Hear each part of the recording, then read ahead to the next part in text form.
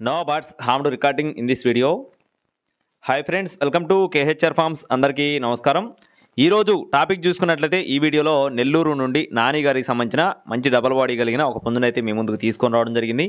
వీడియోని చివరి వరకు స్కిప్ చేయకుండా చూడండి ఫ్రెండ్స్. కోడిపిల్ల చాలా బాగుంది. పూర్తి వివరాలకు వెళ్ళడానికి ముందు మన ఛానల్ని సబ్స్క్రైబ్ అవ్వకపోతే సబ్స్క్రైబ్ అవ్వండి. ఈ వీడియోని ఒక లైక్ చేయండి. ఖచ్చితంగా ఈ వీడియోని మీ ఫ్రెండ్స్కి షేర్ చేయండి ఫ్రెండ్స్. ఇది వచ్చేసి రంగు చూసుకున్నట్లయితే ఎర్రకెక్కరండి.